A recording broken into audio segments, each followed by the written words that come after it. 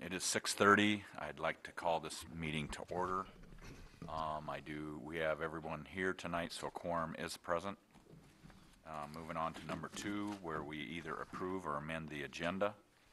Is there anything that would need to be amended or changed in the agenda that's in front of us? If not, I would have a motion to approve the agenda as it's written for us. I'll move that we approve the agenda as presented. Is there a second? I'll support. Motion made by Mr. Gregg, seconded by Mr. Coons. Any discussion? If not, all those in favor of approving the agenda as it's been provided to us indicate by saying aye. Aye. Aye. Opposed, the same. Motion carried. Thank you. Moving on to number 3, we actually have someone from Prosper. We have 2 individuals here from Prosper. Start out with Donna Mills. They have requested to speak to us. It's not on agenda items, but just a small presentation. Yep. Okay. I'm going to start my timer because I like to time myself when I share things, not to go over. Okay, so Prosper, I'm just going to give you an overall picture. Prosper is a delivery model. And we have a Prosper team, which is made up of community members, and we meet monthly to talk about what we're delivering. And the things that we are delivering are the school program, which has started this year in the 7th grade. It's a substance abuse prevention program, and it's 15 weeks long, so we've already covered the first, say, 25% of that, and the rest of it will be carried on through the rest of the year. And the second thing that we deliver is the family program. And in anticipation of the family program coming up in the spring, we had 2 events. My lovely assistant will pass out the reports for those. We had one in December, and we had one just this past Thursday. There were 2 different events, basically just to get families interested in the spring program. The one was kind of a mock trial of a session of the spring program. The one that we did on Thursday was tons of fun. We just played games. And so I have pictures and some words on there pretty quick, so you can read through that. And I think most of the families that attended on Thursday, the family game night, will probably participate in the family program, which is a good thing. And then she also passed out just the basic information on the spring program, which is coming up. It will be at the school. It will be on Thursday night starting March 16th. And the school will be providing cafeteria meals. We'll kind of partner with them on that. And if you know a middle school family, you can pass that on to them. Okay, and then the third thing that I'd like to pass out to you is the Surgeon General report that came out in 2016. And it's a long report, so I cut out the relevant parts. And the very exciting thing, it's from Section 3, the prevention section of the Surgeon General report. All 3 of those things that we are implementing at West Sioux were named in the Surgeon General report. There are tons and tons of school programs, family programs, delivery programs, and Prosper, life skills training, the school program, and strengthening families program 10 to 14 were all mentioned as highly effective evidence-based interventions. So yay for us. We're on it. We got the good stuff. Lastly, what I'd like to share is we are in year 3.5 of a 5-year federal grant, and the hope is that the results will be favorable enough to the community that the community will be able to financially sustain the Prosper delivery model. So if you have any questions, I'd be happy to answer them. If not, I'm at 3 minutes and 18 seconds. So I'm good. Questions? No? Okay, well, I'm done. As it shows you on one of those, you can like us on Facebook. Thank you, Larry Gregg. He's one of our big fans. He passes on all of our notices for the events. So yeah, thank you very much for letting me share. Thanks, Donna. Moving on, I guess I turn it over to Ryan. I actually am going to go over the 2 thank you cards. We received a couple of thank you cards from Diane and Doug Brunstein, Bill and Sherilyn Brionic, Trent and Lila Richards, and Steve and Renee Brown for their evening at the chamber event. We purchased a table and will continue to purchase a table for employees that each year at the chamber event. So they had an excellent time. And also a thank you card for the plant that Val Haverall's received for her retirement, and we wish her the very best. Okay. Moving on to B then, Mrs. Thonstead. Sure. This month, we just have Haywarden Elementary students for January. Ireton's weren't done in time, so we'll get those on next month's agenda, just so you have that. So Haywarden Elementary students of the month for January are Ishmael Hernandez, Yatsari Mora, Eli Mora, Janiqua Duenas, Connor Bergsma, Javin Bruner, Jenna Van Ginkel, Luis Saldana, Brittany Finzen, Morgan Thonstad, Jerica Robertson, Kaylin Carrillo Topete. Thank you. Moving on to number 4, which is informational only. Okay. Before we move on from recognition, I'd like to acknowledge and congratulate Bob and Jerry Brewington. They were named the Haywarden Chamber Citizens of the Year. Very well deserved on that for all that they do for the school and community and church. Also Pam Banta, although she's not an employee, she seems like she could be, received the President's Award for all of her volunteerism. And I'd like to thank her very much for the work that she does. Thank you, Larry. I'd like to turn the informational item over to Ryan at this time, and he will conduct the A part of number 4. I asked Mrs. Harvey, our school nurse, to prepare a little presentation for us on EpiPens this evening. Yes. Okay, you should have gotten in your packet Pam, everything. just turn the mic on, unless it's already on. Is there a little It's green light?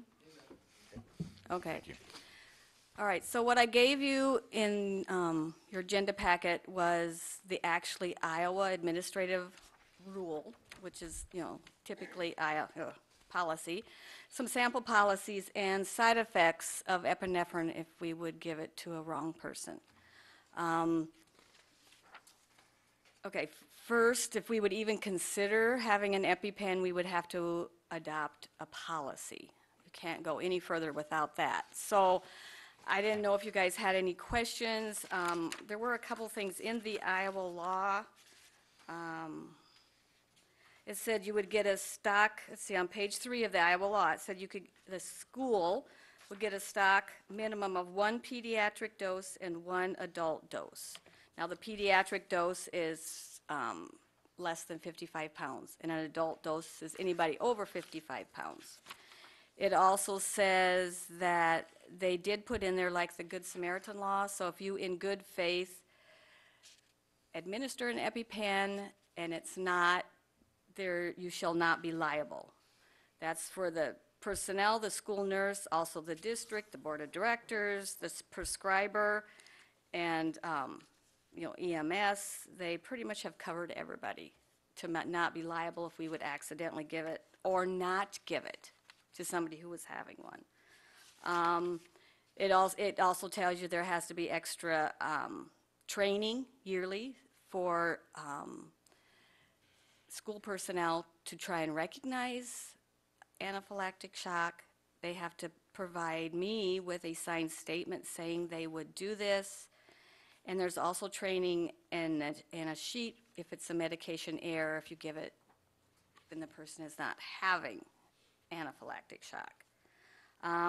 There's also a lot of other things. We have to make sure that the expiration date, I talked to Booth, it is literally just 12 to 15 months. That's all they last, so that you would have to restock every year. Let's see what else. And if you go ahead and do this, there is a report form that has to be sent to the state if you would give it. to let you know that my high school or middle school, high school secretaries told me they are not comfortable trying to decide on somebody that's having an anaphylactic shock. They would call me. That is not the group I see having these problems. Those kids, elementary and middle school, high school kids are usually already identified with having a severe allergy and having an EpiPen. All of our kids that have those severe allergies have their own EpiPens. And those, our secretaries and a few others, like, and our aides, have been trained how to give an EpiPen to somebody who's already been prescribed one, and other medications. But the secretaries I talked to said they aren't sure they would feel comfortable trying to diagnose. I mean, you don't, I mean, there is, it's in the law that we are not liable either way. If you give it when you shouldn't, or if you don't give it when somebody's having an anaphylactic shock. Pam, did those secretaries go through the training for it? Yes. And they know how to give one to somebody that's already been prescribed one. So you know those kids already have it. So they know how to administer it? Yeah, they do know how to administer it, but there is extra training to decide if it's a brand-new anaphylactic shock, okay? I would have to, we don't, since most schools don't have a medical director or a school doctor, I would have to find somebody to actually write a stock EpiPen prescription and get it for us. There is I talked to the other area schools, there is it's called EpiPens for Schools. Orange City is doing it. She says she's been at it for 4 months. They still don't have all their stuff in place, but they will give you one, free one. I think of one pediatric, one adult. We have 3 buildings, and one's 10 miles away. So I don't know. It does not apply to daycare. That was my first thing. That's where you would think, those are the kids that first start eating food, but we cannot use it in daycare. It is for school-aged children. And I talked to the ambulances. Our volunteer ambulances cannot carry EpiPens either. They can only assist a patient in giving their own. Do you guys have any other questions? Want my recommendation? Policies that you, or excuse me, the neighboring school districts Yes, are listed in here. right. Are those, I mean, are they carrying EpiPens for The on- unknown cases? The only one is Orange City. I talked to Sue Center, and she says, no, we are not doing it now. They don't have a doctor that would sign off a prescription. Orange City is, like I said, she's still waiting. It's been 4 months, because there is so much paperwork. You know, the board would have to approve the policy, and then, you know, all that's other some. Akron, she too is just bringing information to her school board. So I think of Haywarden, and Haywarden, the hospital and the ambulance is so close. Ireton does not have a hospital, but their volunteer ambulance is usually very close, and Haywarden Hospital or Sioux Center or wherever they would go is really within, 10 minutes or so. So my thought was, where we need it, we can't use it, and that's the daycare. So it would be definitely, usually by the time kids come to school, they've already been exposed to all the foods that they need, and if they have like a peanut allergy, which is the most common, they have figured that out really quickly. So, and we don't have peanut oil or anything in the school. The only peanuts brought in would be somebody bringing in their sack lunch. There's no peanuts or peanut oil or anything in our school lunches.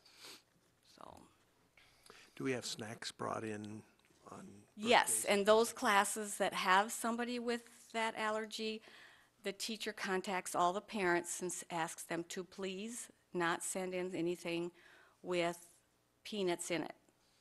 The teachers are really good that if they accidentally do, they have something set aside for that child. Or the parents will send something. How many kids do we have currently that have EpiPens at school? 2 in the middle school and 1 in kindergarten. I have some in daycare, but, and they all have their own. Now, it's not uncommon for an older kid. I did have a few years back a 5th grader get diagnosed with a nut allergy, but not peanuts, during the summer, thank goodness. So, you know, it's not uncommon, but usually they're diagnosed by kindergarten when they start eating foods. So in your, as you has investigated and into talking to other districts around, Right. is it getting more common to carry? The stock pens, not so much. I read an article that Des Moines schools cannot get them. They have no doctor, medical director, or anything that will write them a prescription. So they have to use the ambulance. So even though we may receive free ones, we have to have the prescription to get the free ones? Yes, you do. Okay. And it would have to be rewritten then every year. And what is the issue as far as getting a prescription from a doctor? Doctors like to write prescriptions for a person. This is just to keep on hand. There is no person for it. Who did I talk to? The Sioux Center nurse, she said that they didn't have a doctor at this time that would write it because those kids are usually sent to a specialist, and those are the ones that write the prescription for an EpiPen, like their allergists and specialists, not your family doctors. So, But we can assist the student in, those ones that already have it, Right. you bet. Yeah. I have quite a few trained, pretty much all of our aides are trained, and all the office staff is trained to help a student give their own. Or all you gotta do is, you know, holler, call, or whatever, and they'll get right down there. I know my middle school kids carry it with them in their backpack. So, and so does my kindergartner. It's attached to his backpack. It goes with him wherever he goes. School, bus, wherever. So how do you know that they actually have it in their backpack that day? Well, he told me. The kindergartner, we know because you can see it. Yeah. It hangs from the outside. So I called him and asked him where it was. In my backpack. Okay. Granted, at the elementary, I made him keep them in my office. So that way, when they're going to sporting events, they have it along too. They're so, okay, to buy one right now, if you've read it lately, the last year or so, the drug companies have increased the price so much that they're at $800 a piece. It's ridiculous. So, yeah. Well, yeah, it is ridiculous, and it would probably be cost prohibitive for parents to have one for the school, And one at home. have one at home, Right. or one that they carry around. I would be concerned about assuming that kids have one in their backpack and then can get it when they need it. Well, and I can sure call the parents and say it has to be in the office. Or I have to know where it's at. I could easily, at the middle school, high school, have the secretaries find out their locker number so that we know where it's at.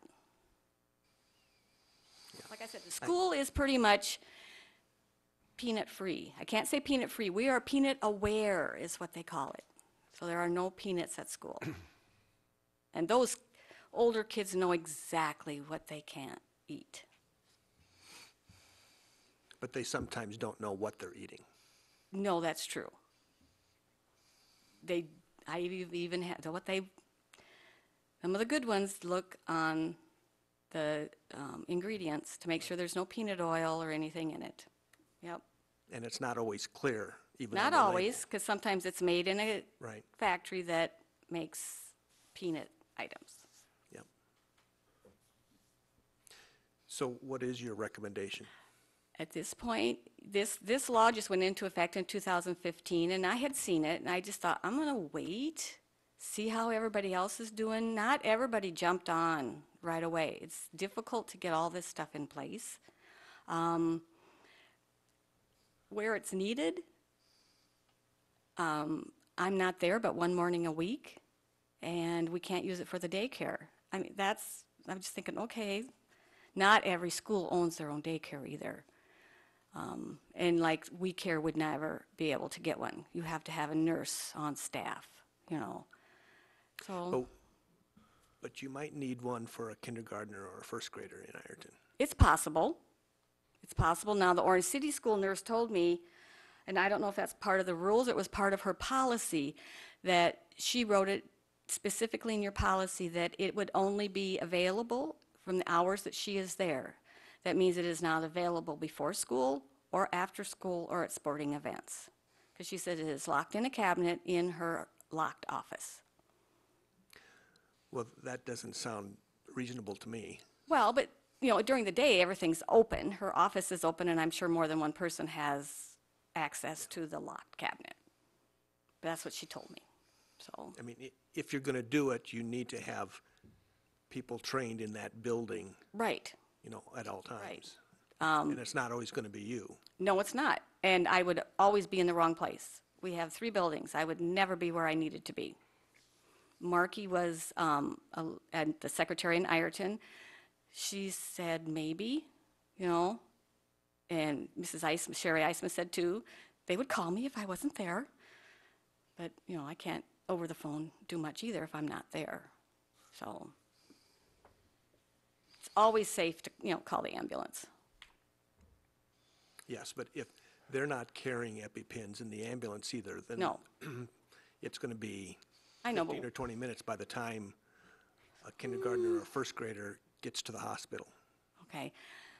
True. Out of curiosity, Pam, why don't EMTs carry EpiPens? That seems to me to I be, don't, they're not a paramedic squad. They cannot carry drugs. I guess that makes me even more concerned when trained EMTs aren't allowed to Right. carry EpiPens, and They we're aren't a going to. paramedic squad. Now, Orange City told me they Aspirin's do the have a, most we can carry. Right. right, the Orange City nurse told me they have a paramedic squad, and they carry the IV dosage. But, yeah. So, Mrs. Thonstead, what's your thoughts?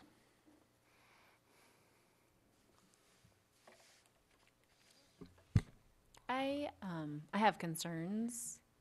My experience has been, we have amazing EMTs, and our emergency services have helped us. We had a scare.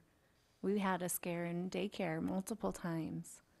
So, and we didn't have the EpiPen on hand, one of them. So, yeah, it's serious, but like Pam said, the daycare is where it is the scariest. and we can't use it. And we can't even use it. How many times have we had scares like that in your experience? I guess, and I can Once. ask that question. That one child. And did we use, once he got EpiPens, they used it quite a few times. Because he's allergic to many, many, many things. But I think it was just that, In your whole yeah, experience. yeah. And we are much more aware of what's going into their foods. Food. And even in what's coming into the building, the teachers are much more aware Yep. of what's happening there. And that's just in the last 5 years. Right, and you know, everything has to be prepackaged, so the ingredients are listed on any treats that are brought in. And Char is really careful about the What snacks she that we're buys. purchasing and what we're buying, yep. So, So- I can go either way, truthfully. But I would be looking at what other school districts, I think, are doing too, and how many experiences are we having where it's a problem. I think that's I important. belong to it's called a listserv of all Iowa school nurses. And there's lots of talk about, you know, how to do this, what to do about it, but nobody has said nobody's used it yet. So, which is good, knock on wood. So, Yeah, that's good, and it only takes one instance, really, where you really need it, and you don't have it available.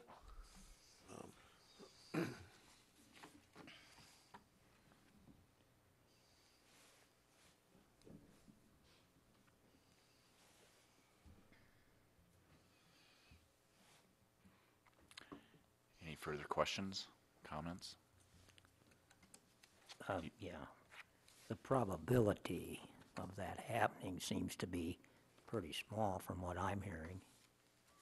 And if you've already got it located in the first 3 or 4 or 5 grades, seems to me that it's covered. Well, I think to address that, the one case that would happen, and if it did save a child or if it did help the child make it to the emergency room more, all the probabilities then become at that start, and the cost is not a issue.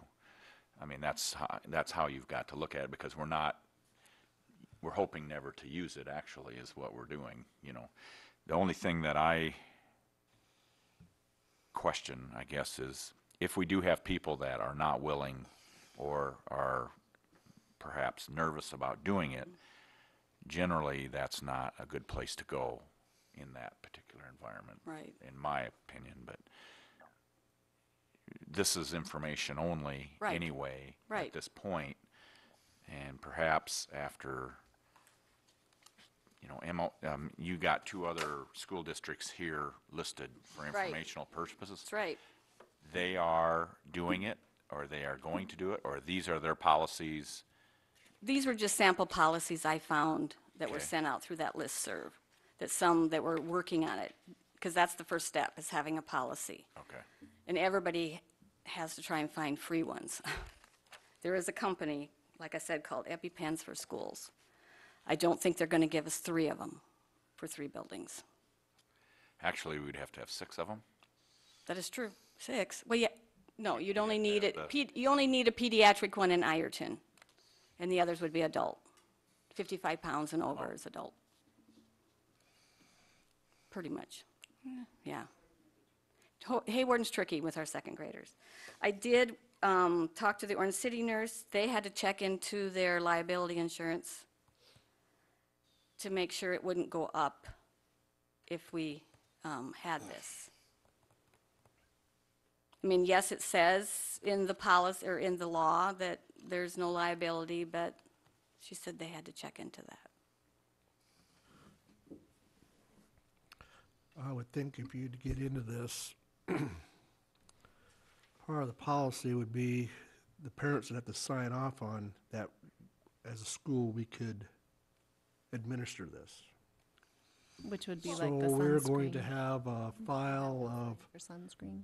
of yeses and nos that we're gonna have to run to and look at, you know, especially if Well- it's a child that's never had an issue ever before, see. I don't think the law makes it sound like you have to have permission. No. Oh, okay. No, If you have a stock EpiPen, it's for anybody that would have an anaphylactic.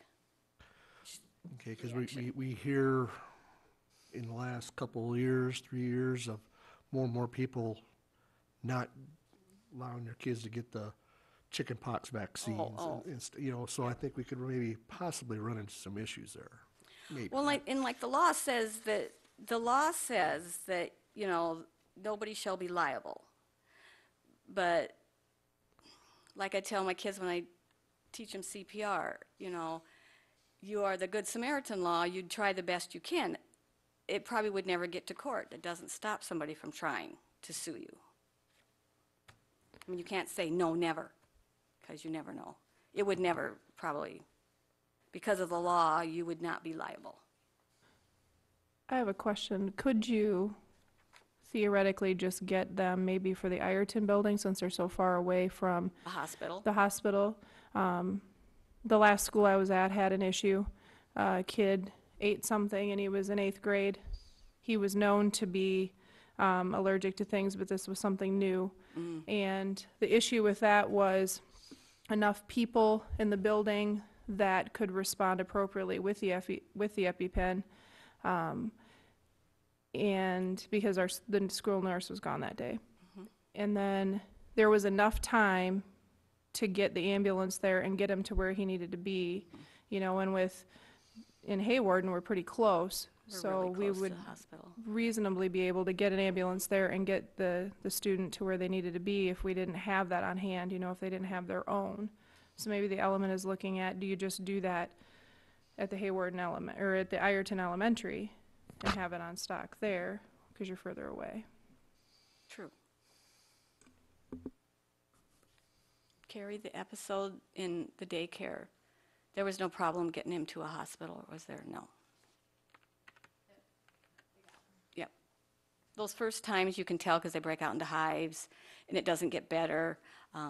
The problem is the more they're exposed to whatever they're allergic to, then it gets worse. So once they decide what you're finally allergic to, then you get a prescription for an EpiPen. So.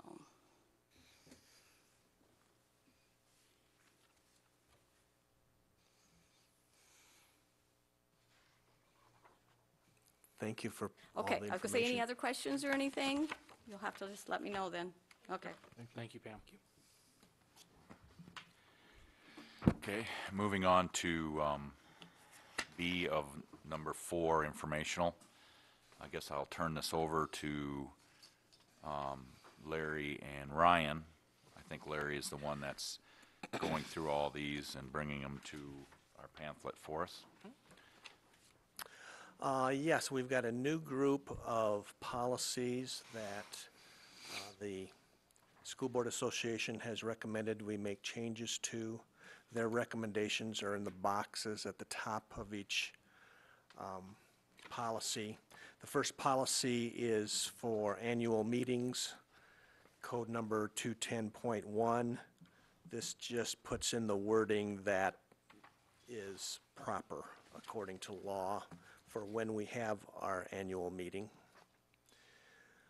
The next policy is 210.2, deals with the regular meeting. This isn't a change from the School Board Association. This is just a change in the meeting time to get it correct, change it from 6 to 6:30. The next two policies are 210.9, which deals with the consent agenda, and 210.10, which deals with the order of the regular Board of Directors meeting. We currently don't have these policies in our policy book, and they just let us know that they weren't in there. It's our choice whether we want them in there or not. And then code number 215.1E1 deals with board meetings and how, board meeting minutes and how they're taken, and deals mostly with the board secretary. I don't know, Tim, if you've had a chance to read through these, but you would probably be the most familiar with what is included in minutes and closed meetings and such. So this is our opportunity to review that and make changes.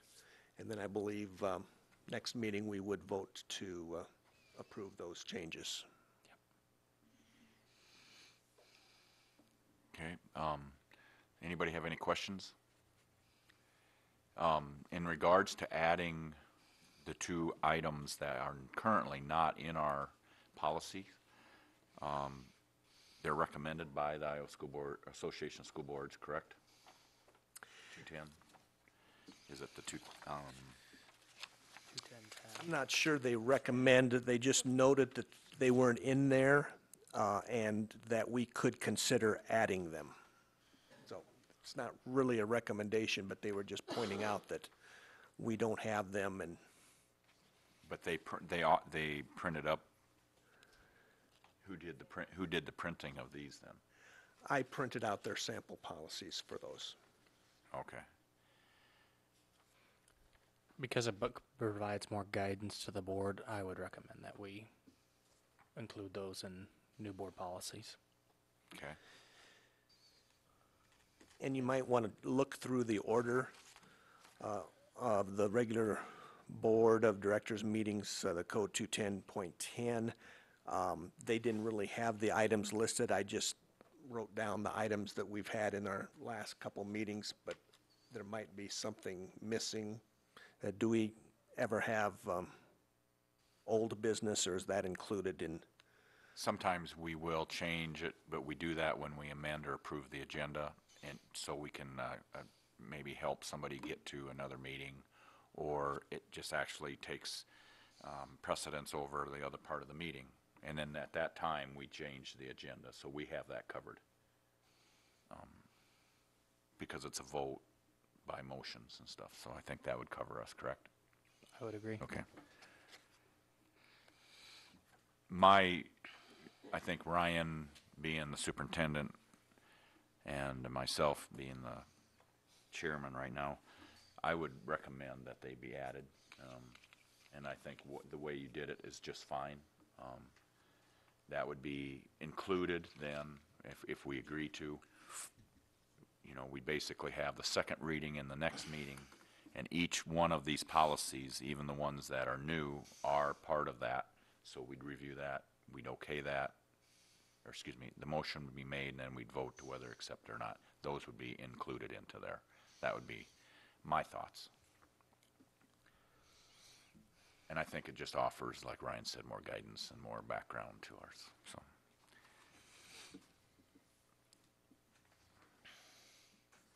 Thank you, Larry.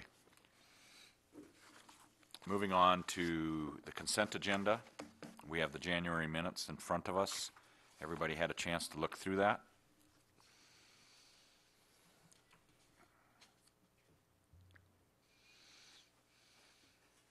And then we move on to the January invoices. Everybody had a chance to look at that in your packet. Ken has done his homework. Is there anything that you want to bring to our attention or have any questions that you have asked that would define something better? Okay. Things are fine. Okay. I do have one question though. On page 3, we've got Truesdale Oil Company, 829 gallons of gas. Well, okay. I guess I can answer that. I know Okay. where you're at. I think Jake, in his reporting, it only catches the last, like if he lists the whole bunch of the reasons for the cost, it only grabs the last sentence or something, correct? I think that's what it was. Isn't it? Tammy was- It's the first one? Okay. So we didn't pay $3.66 a gallon. No. Okay. Actually, it didn't catch the rest of the item expenses. All right. We've asked that question. Yeah. I've asked that question before. Doing the math though, Russ. That was good. It was all done right here. Oh, good. Do you have anything to add, Ken, on that? No, that's the way it is. I asked, 400 or 500 questions a night when I go up there, just because it only picks up a little bit. So we sometimes look at the invoices to see what's there. Yeah. So it seems pretty legitimate to me.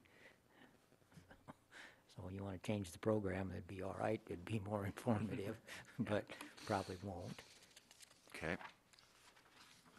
Now, on the consent agenda, these are all action items. We'll go through them all, and then we'll visit each one back. Going to the January Secretary's Report, we have Ryan. You should have a printed version, and then we're going to also work from the screen. As you can see, very similar to the months previous, general fund cash balance. Again, we had that plan in place. We want to remain around that 20% mark. Ideally, that 20% mark is about 1.9 million. We're sitting at 2,039,000. So we're right at where we want to be for our goals that we've established. Revenues, again, continue to increase. Fortunately, the expenditures match that. So again, we've been increasing those, as you can tell, for the last 5 previous years. Then into the management fund. This is a situation in which we were fully aware that this would occur. We wanted to spend down our cash balance this year. That is due again. We reduced the levy for the management fund this year. So in turn, our cash balance has went down.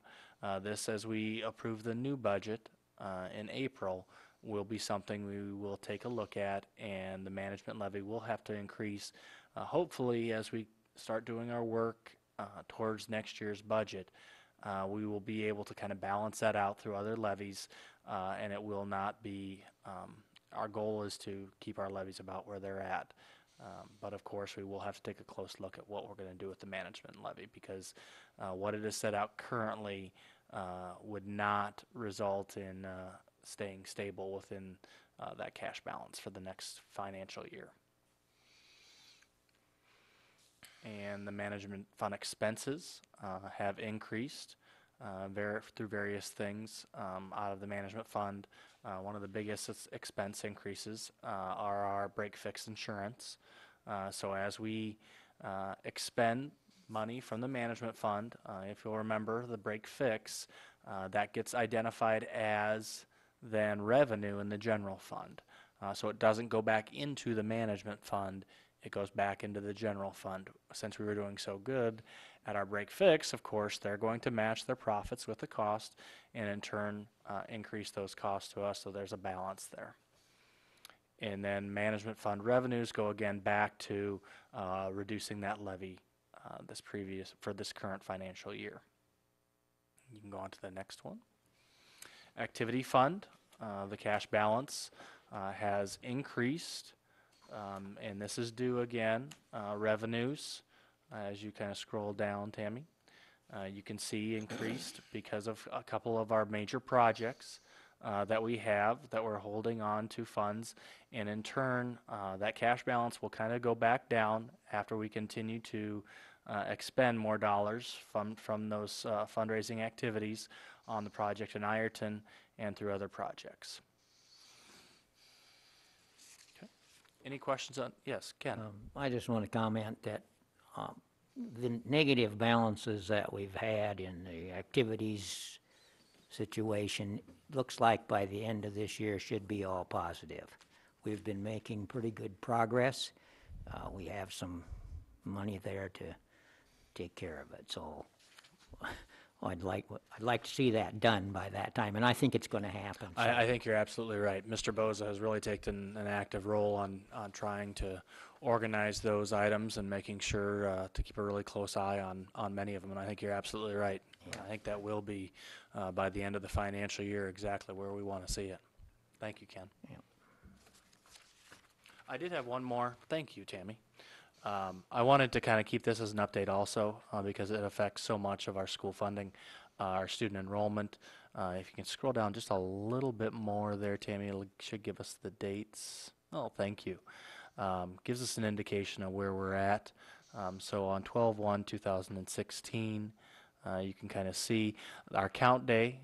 We were at I believe that's lined up to, yes, 10/1/2016. So we've increased slightly throughout the year.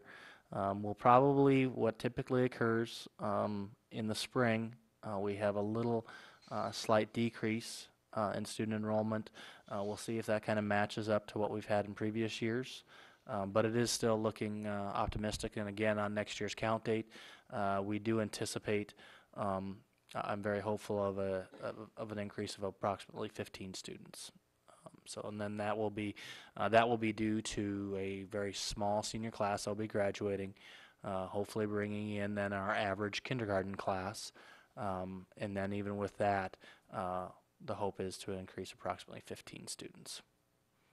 And then we'll have pretty comparable classes throughout K through 12, at least in the mid to high 50s to low 60s for all of our classes. What's the senior class? Right now we have 27 students. We're looking at probably graduation of about 23, 25.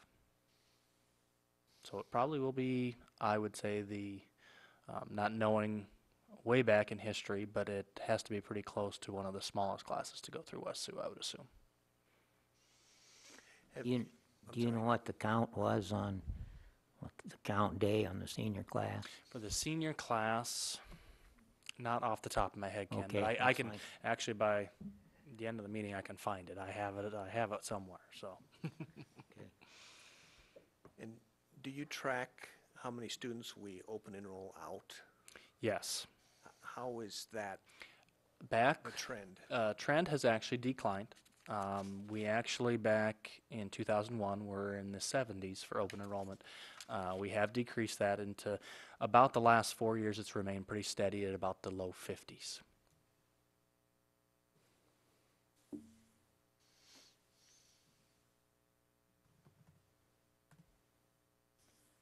Any other questions?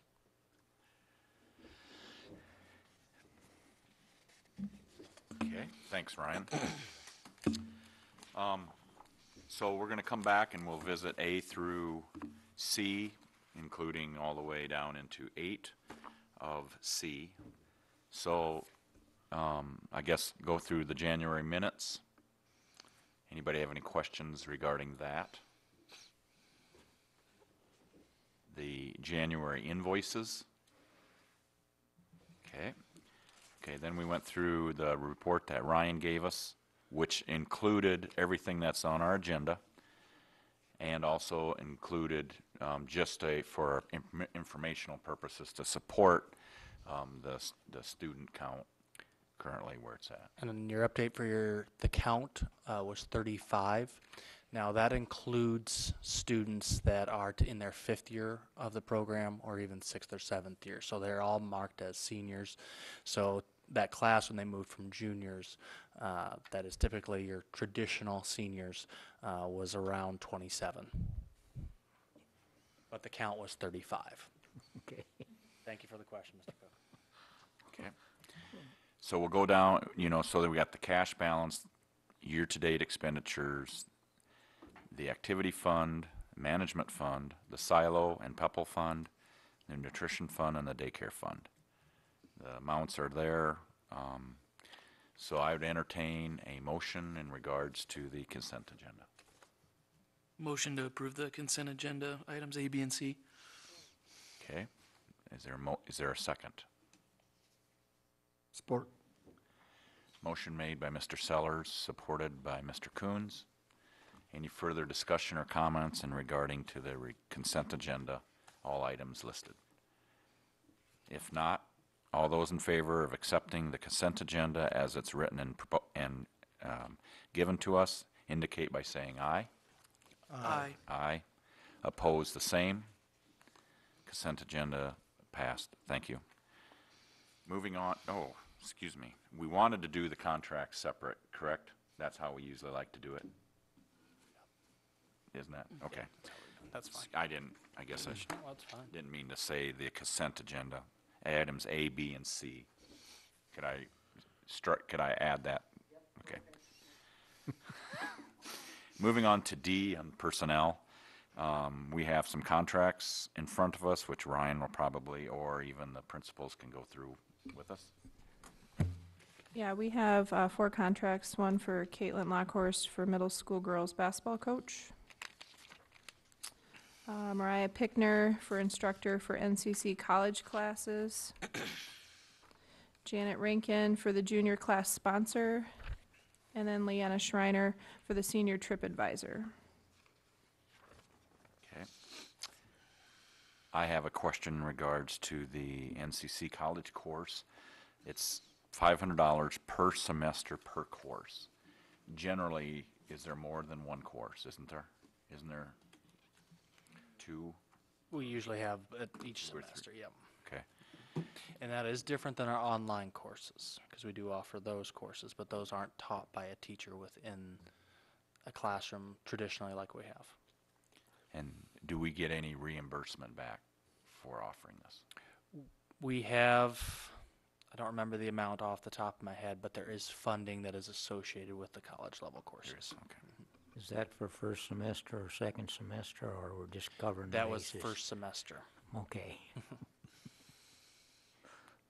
That will not cover the next semester also? That's If what I'll there have- isn't a course, maybe there isn't a yeah, course. that's what I'll have to take a look at. I can't remember off the top of my head for sure if that was the case on her second one.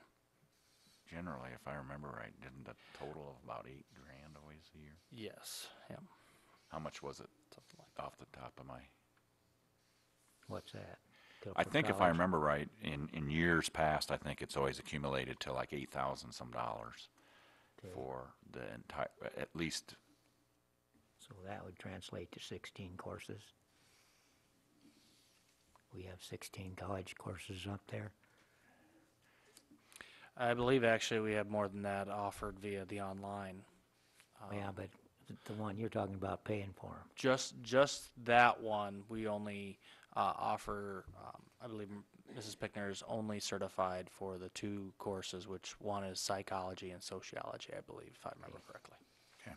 And that's currently going on, one of them, Psychology took place at the first Okay. semester. in the second semester, all right. Okay. Then we'll move on to resignations. Go ahead, who wants to handle that? Heidi?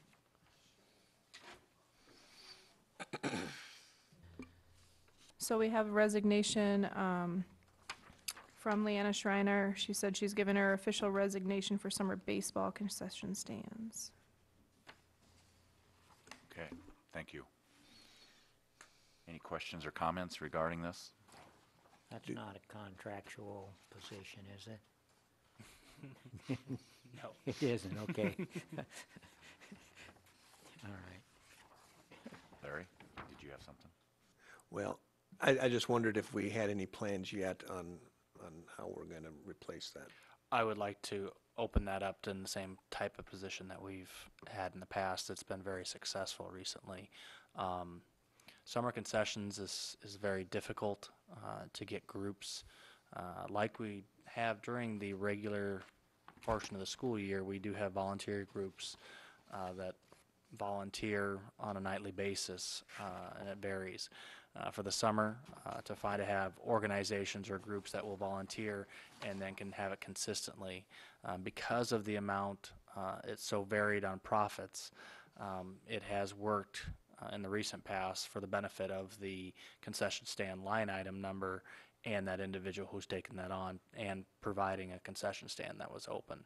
I know a number of other districts struggle with that same thing of keeping their concession stand open because it's not a consistently large amount, like per se a basketball game or a wrestling meet in the attendance numbers.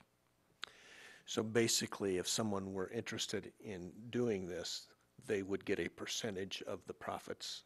That is exactly right. And off the top of my head, I don't have that contract in place. Tammy, do you recall? How much they get paid? Yeah. 40%. 90% of 40% of the profits. So there you go.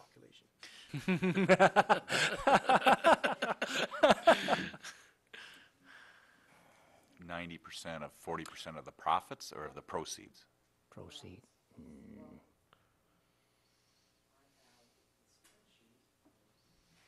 Be proceeds. Bob could answer that question. Bob, do you remember? No, Tammy's right on that, because the other part is for the supplies. Right. It's 90 of 40. Yeah. It's like by probably 35% or something like that. Okay. Close.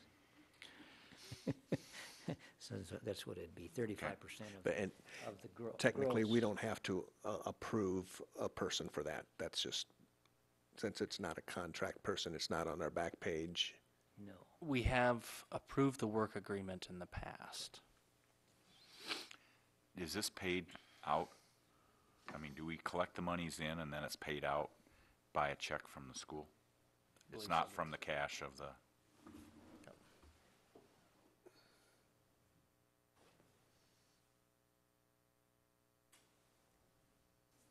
Okay. Does that interest you, Larry?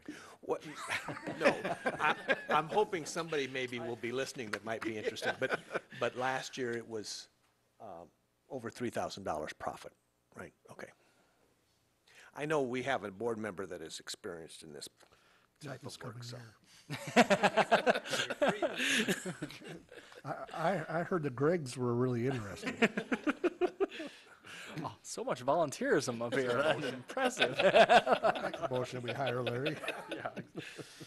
Okay. If then I'd like to do is take D, which is the 4 contracts and the resignation, and look at that as a motion. And Leanna has done a wonderful job. I want to acknowledge that and we're going to miss her in that position. She, I know her daughters and her would take the wagon up to the actual seating area and sell items from there. So they did a phenomenal job over the last couple of years. So we appreciate that tremendously. I'll move that we approve the personnel contracts and resignations as presented. Is there a second? I'll second that. Motion made by Mr. Gregg, seconded by Mr. Cook, to accept the four contracts and accept the resignation as listed on our agenda. Any questions or comments before we vote? If not, all those in favor of accepting the contracts and resignations as presented to us indicate by saying aye. Aye. Aye. Opposed, the same. Motion carried. Thank you. Moving on to number 6, which is reports, requires no action. We'll start out with Ms. Thompson.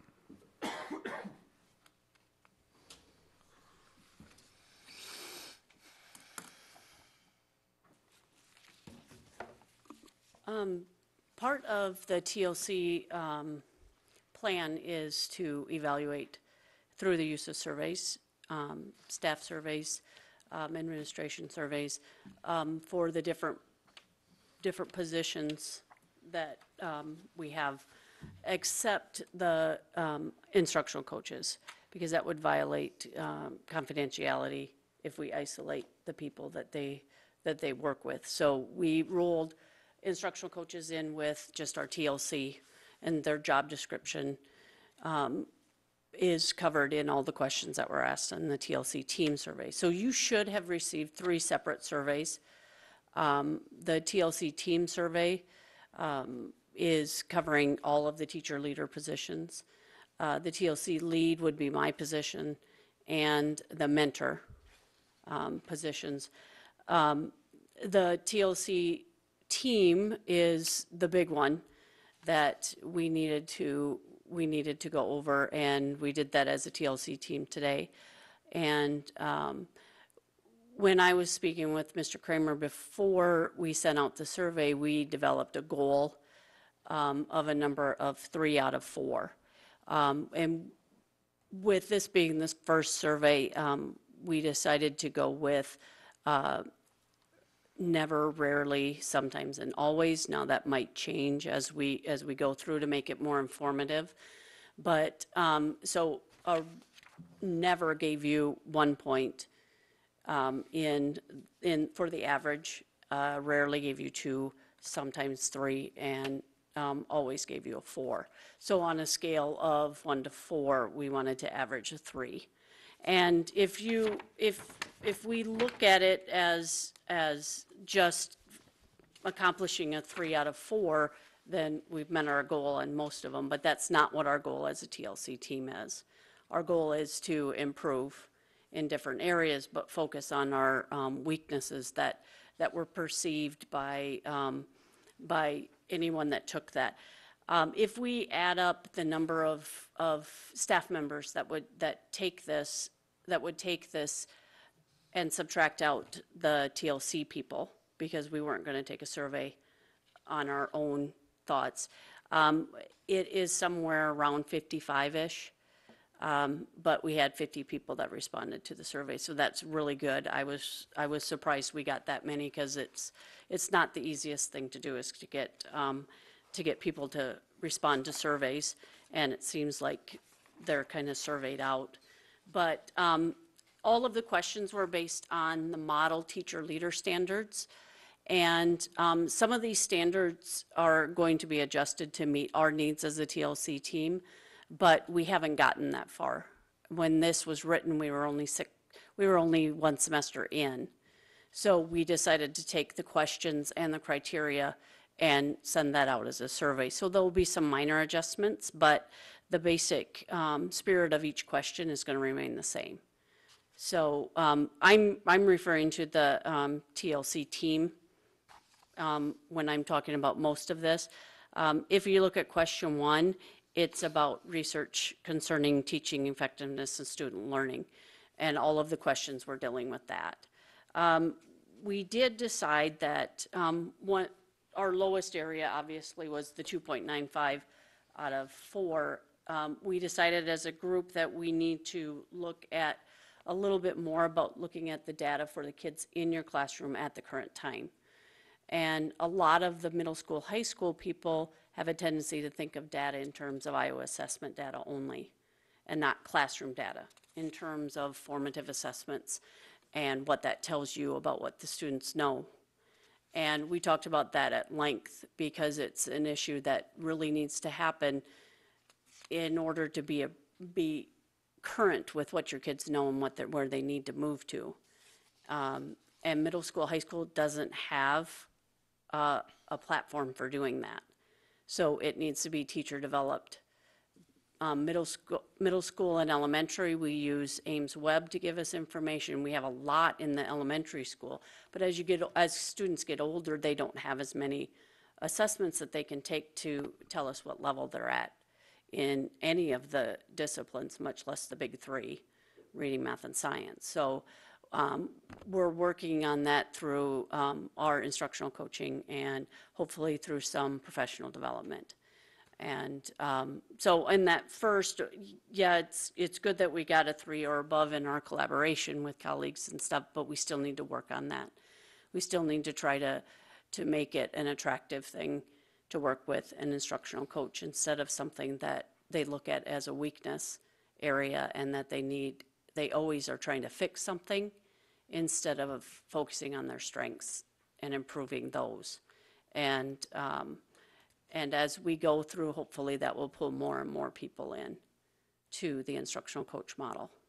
And so, that's kind of difficult as teachers get older. They're kind of get a little bit more set in their ways. And it's easy with the brand new teachers who don't think they know anything coming out of college, but it's the hardest part of our job is to attract those teachers who have been here a while and to focus on improving what they do in the classroom to meet our students' needs as they become more and more digital minded.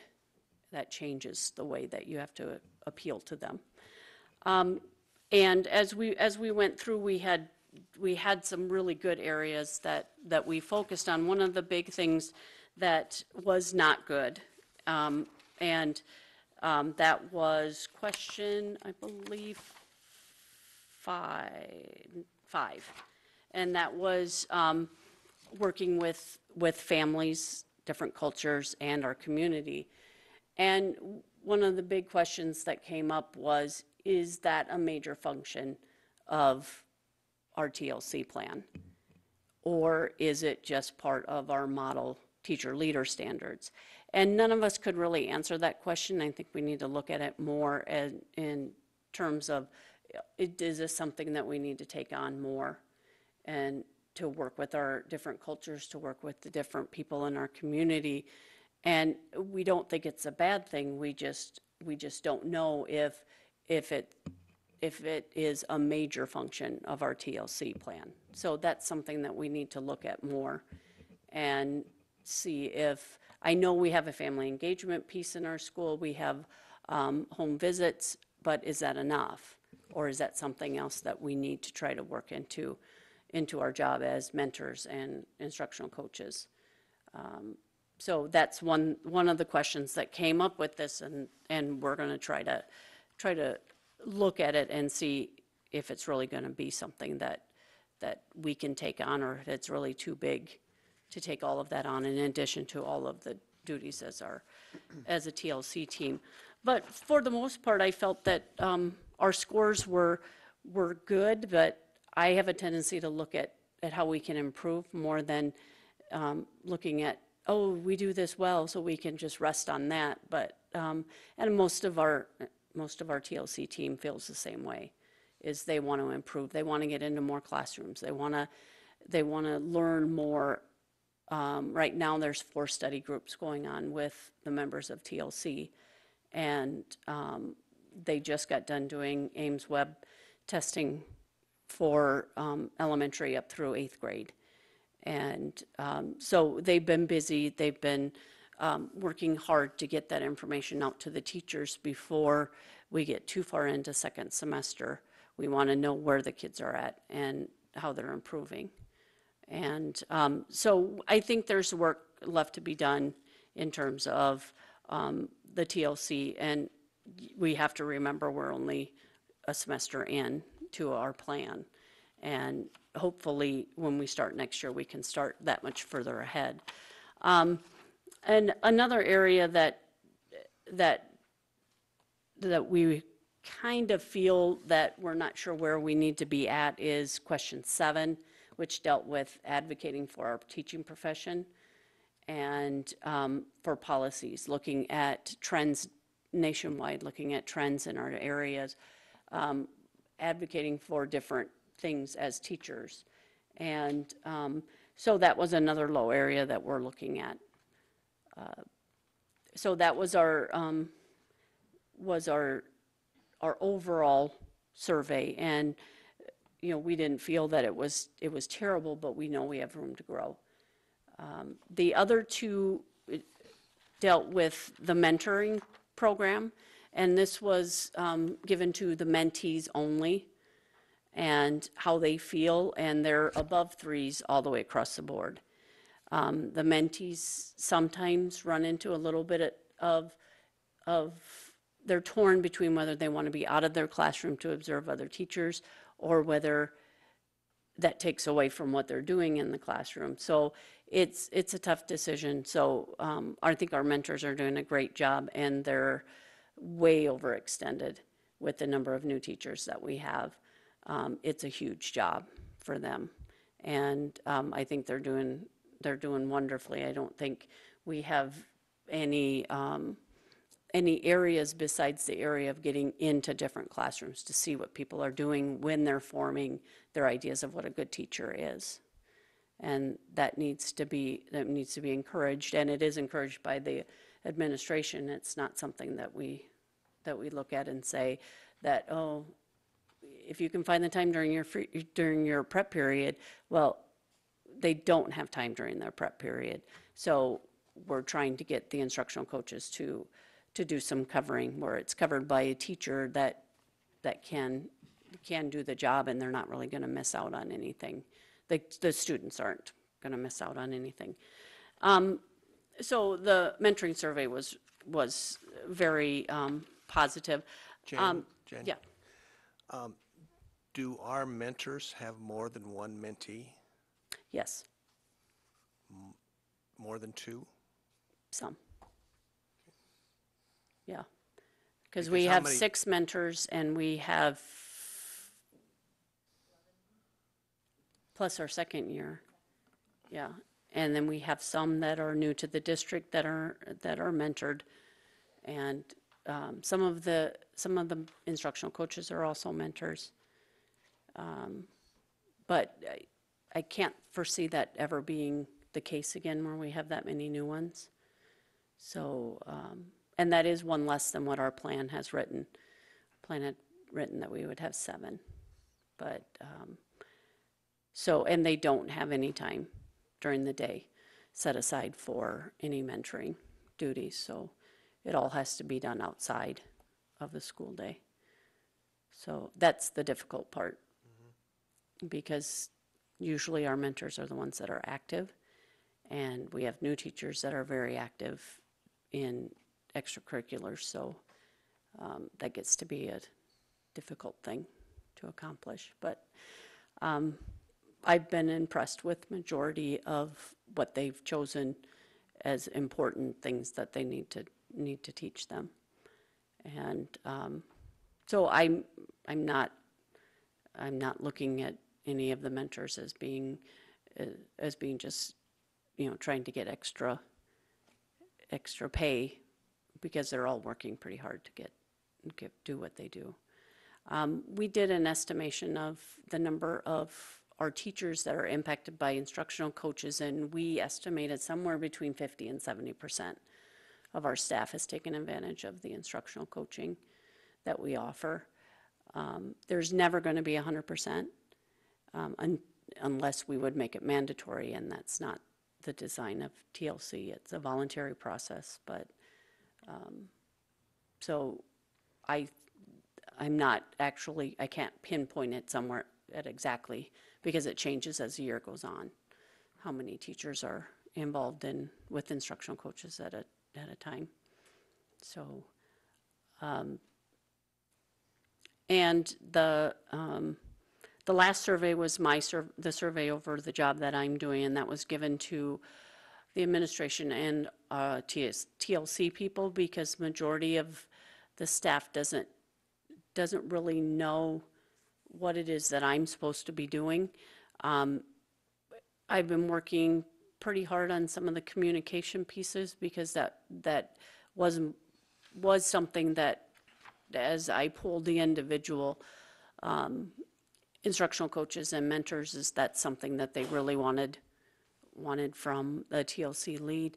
I'm not going to lie, it's a big job to go between 3 buildings and meet all the needs, but it's just something you have to do when you want to be a part of all 3 buildings. I can't say that I'm an expert in the elementary building, but I do get to all 3 buildings, just not as much as I want, because there's a lot of paperwork involved in this job. Not that there wasn't in my last one, but this different kind of paperwork. But I know there's a lot I need to work on, and I'm going to develop a plan for improvement in my position. I'm not ever one to just look at things I'm doing well and pat myself on the back, because I don't think I can pat myself on the back anymore. But I think it's a lot tougher job than I expected it to be, but I'm happy with the challenge. And I don't get to decide whether I'm doing a good job or not. That's for other people to decide. So I left it in their hands, and I'm just going to try to take their suggestions that I got tonight and use them. But I think TLC team is working really hard. Any questions on any of the surveys? Anything you noticed?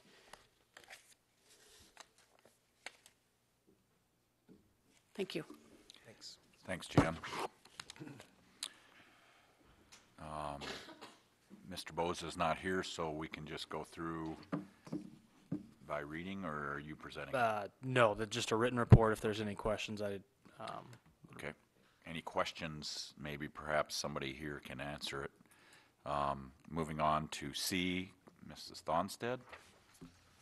In my report this month, I made sure to add up the acronyms used in board reports most often by me, or ones that are important to know.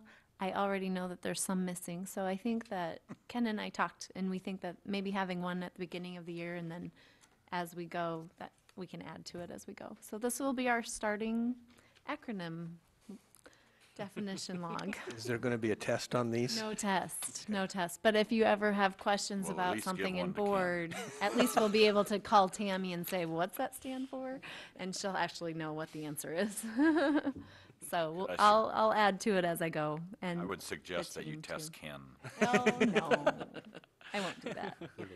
The only other big things, assessment's big at the elementary, especially right now. We just finished our universal screening. We do it 3 times a year, fall, winter, spring, of course.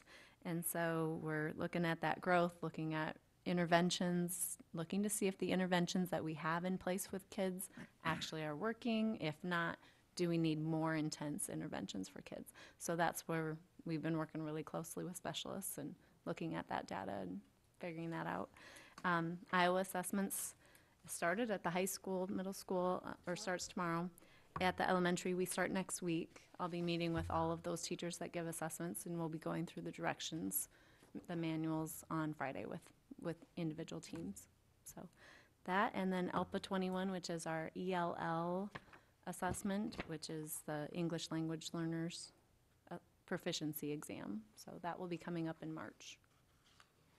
So Any questions? lots of assessment. Any Thanks. questions for Mrs. Thonstead?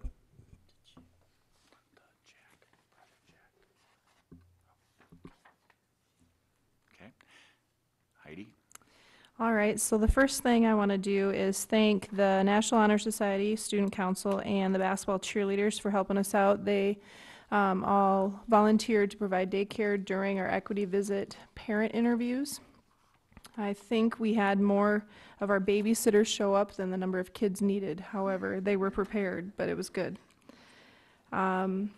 We have huge celebration with the end of the first semester at the middle school, high school. We saw a decrease in failures by 60% from first semester last year. Kids and the staff worked really hard. If you wandered the buildings the last 2 to 3 weeks before the end of the semester, you probably found many teachers in their rooms with kids working to make sure that everybody was getting their stuff done. And then a couple things I forgot to put on. Iowa assessments do start tomorrow. It'll be Tuesday and Wednesday for the middle school, high school. And then also some really cool things happening in the district. Mr. Nelk is the contact person for Convoy of Hope, and they have come in last Tuesday and then again tomorrow where they're measuring the shoe size of all the kids in the entire district, and they get a new pair of shoes. Yep, every student gets one. Some of the teachers are bummed they don't get them, but you know. So that's pretty cool stuff. So we're looking at the high school and middle school, we're looking at, you know, how can the kids uniquely say thank you and that sort of thing. So they've been stirring some ideas around that way, and maybe some videos of the shoes walking down the hallway, stuff like that, so. How has our attendance been? Do we have a lot of sicknesses? Last week, we were running just below the 10% mark by a kid or two, maybe 3 kids every day. It's going around and it's ugly. Today there was a gentleman in the office, you know, doing his thing in the garbage can. It's good times. How about the elementary? Later than we expected. We kind of expected it. We usually see it right around January when we come back from Christmas break. We kind of expect a big swing then to lose kids, but it really just, the last 2 weeks have been heavy, and that's what the hospital's been saying too. Urgent care this weekend was crazy busy, I guess. I saw that on someone's social media, so. I think then, like public health for Sioux County sent out something today even, and for like procedures on how to report and that sort of thing, because it's a lot of the stomach flu and influenza A and B that are going around. So hopefully it doesn't hit too many staff members. I know we had a couple last week. And Mrs. Harvey was real good about sending a note out last week to all the staff. Hey, if you are, these are the symptoms. If you are sick, please let your administrator know. It's better to let us cover.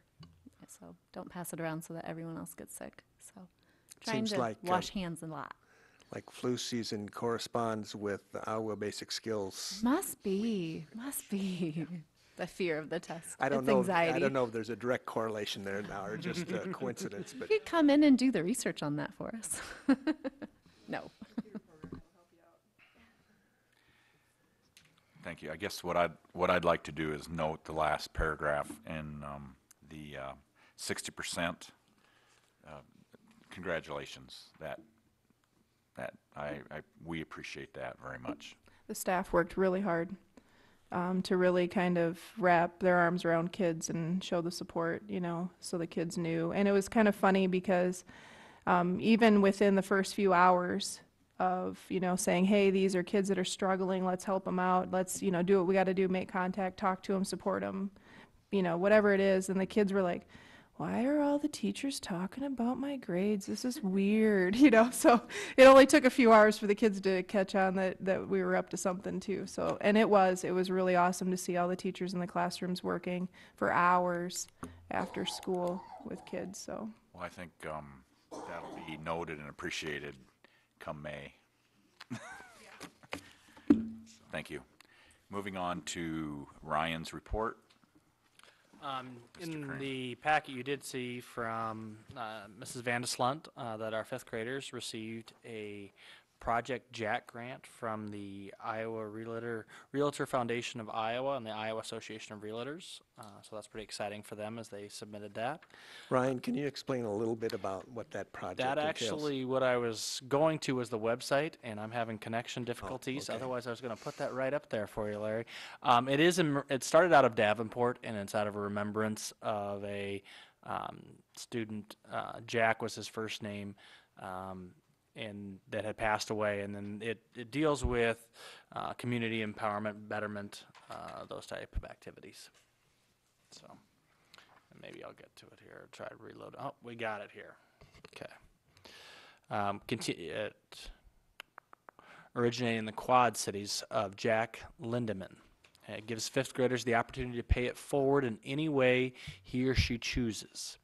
The original project was carried out 2 years ago with each person in Jack's class at Allen Shepherd Elementary School receiving $100 to pay it forward. There were not any stipulations given or rules to follow or how to use the money. Projects ranged from donations to charitable organizations to passing out roses to strangers. So pretty neat opportunity for them, and I want to thank Tina for applying for that and her work with the fifth graders and achieving that. And Dustin Holton actually brought it to the attention of the fifth grade teachers, so they were able to apply for that. So Very neat. neat opportunity.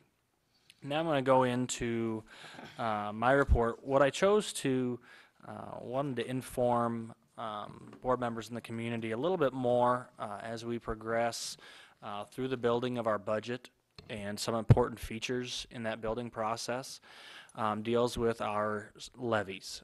Many of us have the knowledge of this through our property taxes. We receive it in the fall and usually take a quick look and usually get upset, either most likely if it increased, and wondering how in the world that possibly could happen. So we're going to kind of break down a little bit what it means specifically in the West Sioux School District.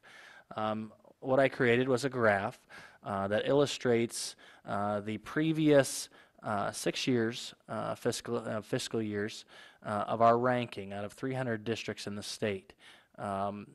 As you can see, we've kind of held out that margin from in fiscal year 2012. We had the 30th highest levy per district in the state to the now currently at the 60th. And you might wonder, my goodness, how in the world are we so high on that list for highest levies? We don't seem to be any different than some of our neighboring districts. Why are we so much higher than them? Well, what we do and within the system of our property taxes, our levies are based on our taxable valuation of our properties or our businesses. Tammy, if you want to scroll down to that next, this gives you an indication of why we have a higher levy. In order to receive the same amount of dollars that our neighboring districts have, our taxable valuation is actually 289th out of 333 districts in which taxable valuation is given out. This is a graph illustrating that difference in taxable valuation from the neighboring districts. At the start there, the blue is Akron Westfield, red is the Hinton School District, green MOC Floyd Valley, purple Sioux Center, and the lighter blue Rock Valley, and then at the end the orange, colorblind, is West Sioux.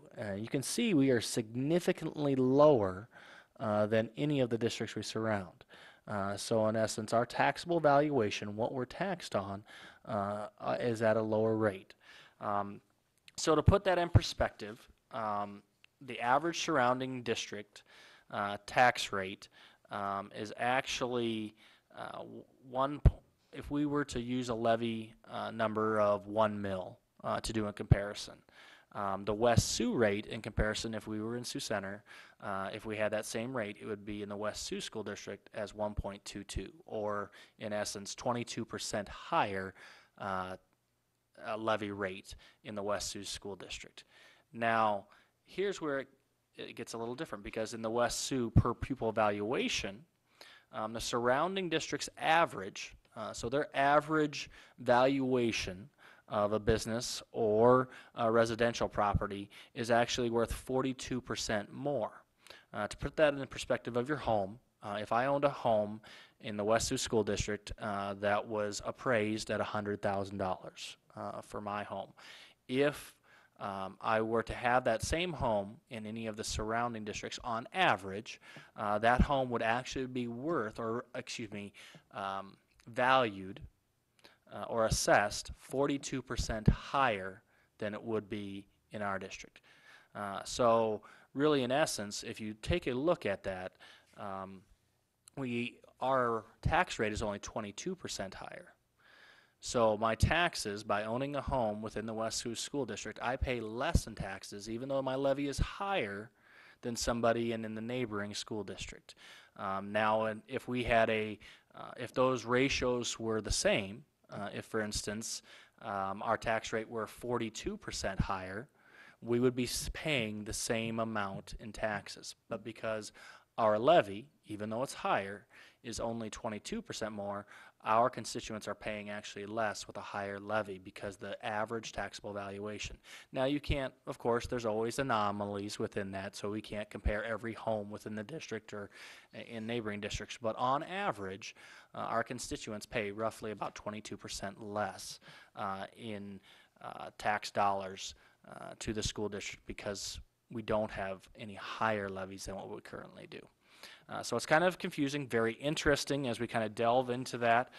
There will be much more discussion as we bring up the budget for the fiscal year 18. But it's important to kind of remember those features. Even though we see those numbers in the papers in regards to levies, it's not as if we're comparing an apple to another apple when we look at another district's levy. They are dramatically different because of the taxable valuation.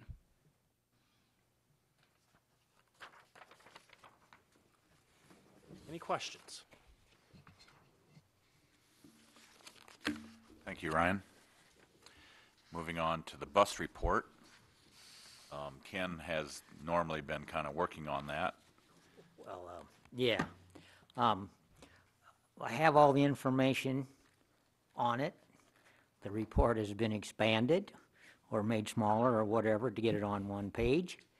And I've got all the information. There's no question about expenses for equipment or whatever, and it's all on this page, so. Actually, what you were after was trying to get it all reported. That is correct. And we have another success story here. Now, we'll watch it next month. If it happens again, it'll be just great.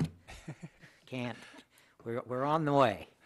One update that is kind of an anomaly, you remember we did recently just purchase a pickup. This has been within the last, I believe, is it just a year old, Bob? Do you remember? Yeah. And had some mechanical problems with it, and come to find out it was actually, during our big snowstorm, it stopped running completely. So we took it to the dealership, and they found actually that the paint in the oil pan from the factory chipped off in the oil pan itself, got in the oil, and then clogged the pistons. So we have a completely brand new motor placed into our new pickup. No cost, because obviously this was a factory error and something with the paint there. I'd never heard of that happening. I didn't think they even painted the inside of oil pans. Wouldn't think. They probably shouldn't, based on this experience. I'm sure there's a reason, but yeah, it was quite. Yeah, so it will have it actually was just picked up today and has a brand new motor. So yeah, it should be all set. Was made on Monday or Friday. I believe so. Yes, most likely. Yeah. Okay, thank you. Now moving on to G under board members. I'll start at the end of the Table. table there. Okay.